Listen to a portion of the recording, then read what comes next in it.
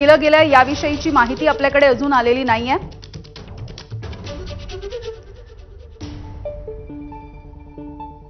ज्येष्ठ विधिज्ञ उज्ज्वल निकमसर आपल्यासोबत जोडले गेलेले आहेत। निकमसर, एक मोठी बातमी आपण बघतोय, अक्षय शिंदे याने पोलिसांची बंदूक हिसकावली आणि त्यामधून गोळी झाडून आत्महत्येचा प्रयत्न केलाय। मी आज अकोला इथे आहे।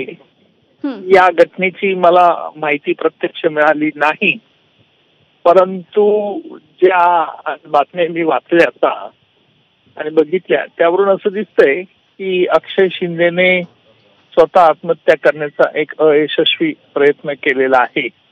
अर्थात त्याची तब्येत चिंताजनक असल्याच्याही बातम्या आहेत आणि आज या मितीस मला सांगता येणार नाही की त्याची ती दुखापत किती स्वरूपाची गंभीर आहे, परंतु निश्चित पोलीस कस्टडीत असताना त्याने हा जो प्रकार केलाय त्याची न्यायालयीन चौकशी होईल आणि त्या संदर्भात आज काही बोलणं योग्य होणार नाही।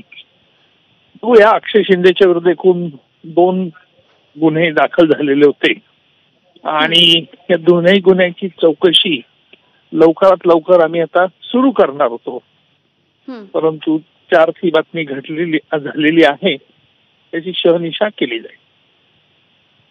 निकमसर, सूत्रांकडून जी माहिती आताची समोर येते ते असं म्हणतात की अक्षय शिंदे याने जो आत्महत्येचा प्रयत्न केला त्यानंतर त्याचा मृत्यू झाल्याचं कळतंय।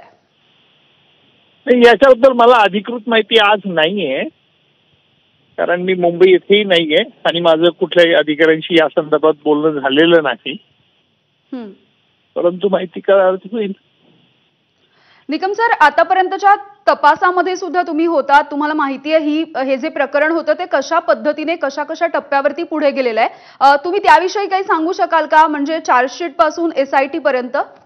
नाही, मी तपासामध्ये नव्हतो, परंतु आता नुसतं आरोपपत्र दाखल झालेले आहे दोन्ही खटल्यांची आणि संबंधित पोलीस तपास अधिकाऱ्यांनी सगळी कागदपत्र दिलेली होती माझ्याकडे आणि निश्चितपणे आरोपी अक्षय शिंदे याच्या विरुद्ध भरपूर पुरावा SIT ला उपलब्ध झाला होता।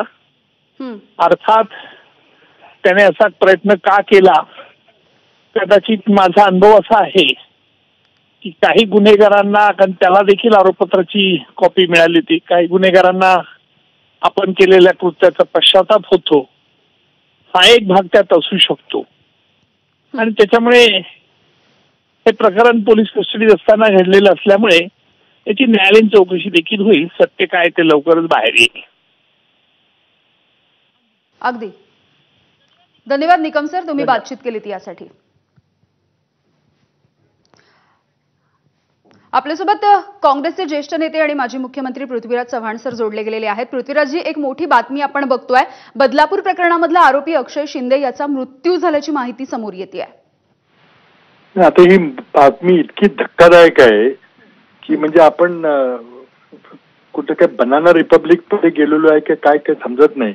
महाराष्ट्र पोलिसाची एक इतकी प्रतिमा, देशात एक प्रतिमा होती की प्रत्यम कार्यक्षम पोलीस दल म्हणून माहिती होती ना, आता पोलीस कस्टडीमध्ये असा माणूस मरतो, मग त्याचा खून केला का? त्याला शांत करायचा प्रयत्न केला का? पोलीस इतके इनकॉम्पिटंट आहेत का आपले? त्यांना ह्या इतक्या महत्वपूर्ण खटल्याची जबाबदारी ज्यांना दिली होती, आरोपीला संरक्षण देण्याची जबाबदारी दिली होती, ते पोलीस इतके इनकॉम्पिटंट आहे असं मला वाटत नाही। हा कोल्ड ब्लडेड मर्डर वाटतोय मला। आता चौकशीचं नाटक सगळं होईल पण लोकांचा विश्वास बसणार नाही।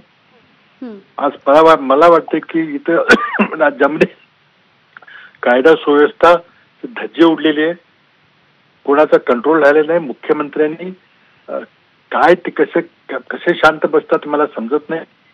गृहमंत्र्यांना एक क्षणभरी आपल्या पदावर राहण्याचा अधिकार नाही, त्यांना ताबडतोब बरखास्त केलं पाहिजे।